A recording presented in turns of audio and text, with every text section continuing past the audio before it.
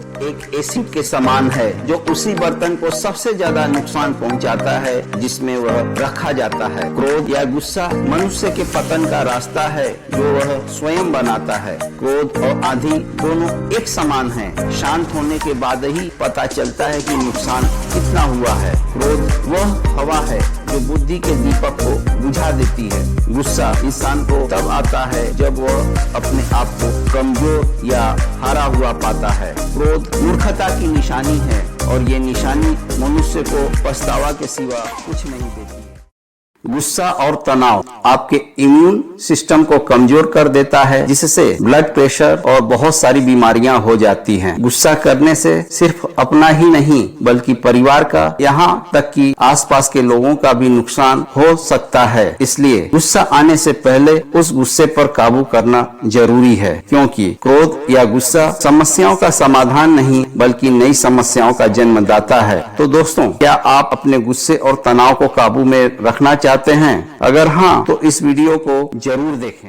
नमस्कार दोस्तों, आज के इस दौर में हमें चाहिए पैसा, हमें चाहिए कामयाबी। हम भाग रहे हैं पैसे और कामयाबी के पीछे क्योंकि इससे मिलती है हमें बहुत सारी सुविधाएं, फेम और भौतिक सुख। पर हम भूल जाते हैं कि असल में हमारा मकसद है खुशी, मन की प्रसन्नता। लेकिन जीवन के इस भागम भाग में हम नहीं दे पाते हैं अपने आप को समय, वह सब करने के लिए जो हम करना चाहते हैं अपने खुशी के लिए। और यही बनता है कारण हमारे गुस्से का, हमारे तनाव का।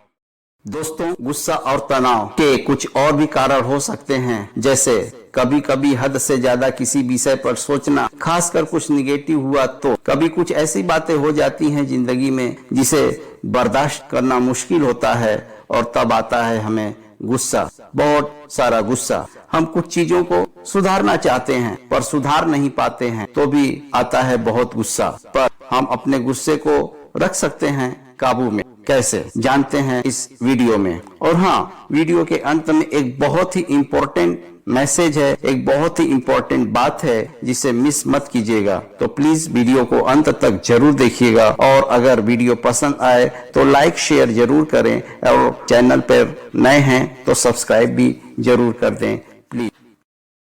दोस्तों, अगर आप अपने गुस्से और तनाव को काबू में रखना चाहते हैं तो अपने आप से पूछें, क्या आप अपना आपा बहुत जल्दी खो देते हैं? क्या आप अपने गुस्सा को काबू में रखना चाहते हैं? क्या आप अपने तनाव पे काबू पाकर उससे मुक्ति चाहते हैं? अगर हाँ, तो सबसे पहले गुस्से या तनाव के लक्षणों को पहचानना होगा। अगर आपने लक्षणों को पहचान लिया तो गुस्से और तनाव को काबू करने में आसानी होती है। क्या हो सकते हैं लक्षण? जब आपको गुस्सा आता है, आपकी सांसें तेज हो जाती हैं, आपको हल्का पसीना आने लगता है, आपका शरीर लाल होने लगता है और आप गुस्से से कांपने लगते हैं। आप दांत पीसकर बातें भी करने लगेंगे।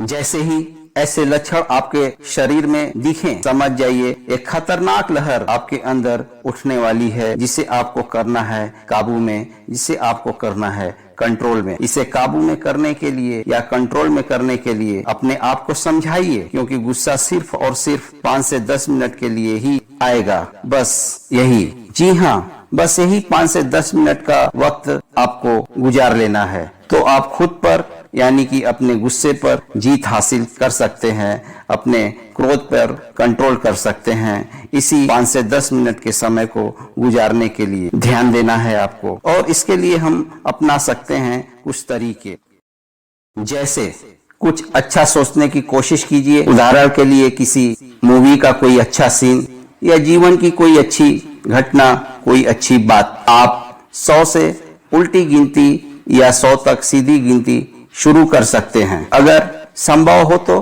कुछ देर एक पैर पर खड़े होकर एकाग्र होने की कोशिश कर सकते हैं। अगर ट्रैफिक में फंसे हो और गुस्सा आ रहा हो तो अपने मनपसंद का कोई गाना सुन सकते हैं। कोई भी ऐसा काम करने की कोशिश करें जिससे आपका ध्यान बट जाए। अगर कोई आपसे अभद्रता कर रहा हो और आप शांत रहने की कोशिश कीजिए।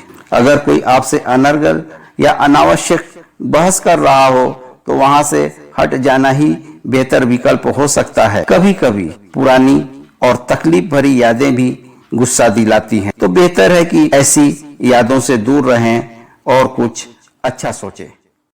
ज्यादा तनाव भी आपके गुस्से का कारण बन सकती है। तनाव सेहत के लिए भी हानिकारक है। तनाव के कारण जब आप परेशानी में नहीं रहते हैं तो भी परेशानी के बारे में सोचकर परेशान हो जाते हैं। इससे भी आपको गुस्सा आने लगता है।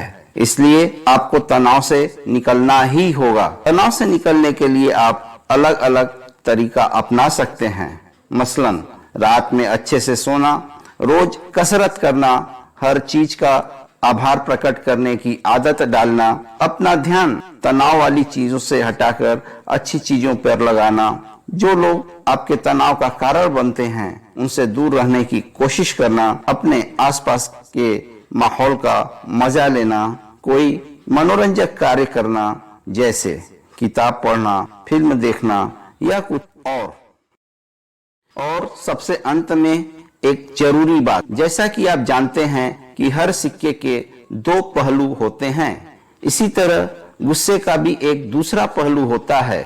कभी कभी गुस्से का इस्तेमाल कुछ अच्छे के लिए भी हो सकता है।